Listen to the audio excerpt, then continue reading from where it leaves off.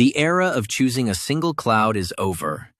Multi-cloud is the new reality for every enterprise. While 90% of companies use multiple clouds, a shocking 75% lack a winning strategy to manage them. This isn't an organizational issue. It's a financial one. Misplaced workloads create significant cost overruns. Top CIOs don't just use clouds. They architect a deliberate hybrid strategy for every single workload. In the next few minutes, we'll break down the playbook for optimizing placement across performance, cost, and security. First, the playing field. A hybrid cloud is a strategic mix of public cloud, private cloud, and the edge. Each offers distinct strengths: scale, control, speed. So, with these options, what is the first question a CIO asks? The answer is to stop thinking cloud and start thinking workload. The application or service is the basic unit of your strategy. Every workload must be evaluated against 4 key pillars.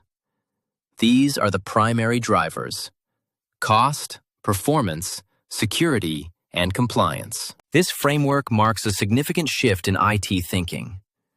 Mature organizations now favor a cloud-right over a cloud-first approach. Let's analyze the cost pillar. For predictable, stable workloads, a private cloud can have a much lower total cost of ownership. This creates a clear financial model for certain applications. But how do you balance TCO with the demands of data sovereignty? This is where the security pillar directs the decision. A majority of CIOs keep critical workloads on premises for this reason. Next, performance. For applications needing microsecond responses, public cloud latency is too high. The edge is often the answer. Finally, compliance. Regulations like GDPR or HIPAA can make a private cloud in a specific jurisdiction the only viable option. Let's look closer at TCO. The public cloud excels for workloads with unpredictable demand, like a new product launch or seasonal peaks. Conversely, for a predictable system like an internal ERP, the math flips. The steady, high use makes the fixed cost of a private cloud cheaper over time. Let's make this real. A global retailer's e-commerce website is a perfect public cloud workload, scaling for sales, then shrinking. But that same retailer's customer PII and payment database is another matter. That is a high-security, high-compliance private cloud workload. Now, consider a smart factory. Sensor data needs instant analysis to prevent failures. That workload belongs at the edge to avoid latency. This answers our earlier question. You balance cost and security by decoupling the workloads, choosing the right environment for each component. So the framework is set. But what are the hidden factors that can derail even the best-laid plans? The first challenge is data gravity.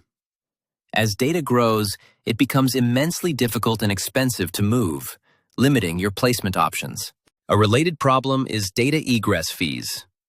Pulling data out of a public cloud is not free and can become a large, unexpected expense. Then, there's the reality of legacy systems. Refactoring monolithic applications can be so costly, it's better to keep them on-prem and integrate. Finally, there is pure management overhead.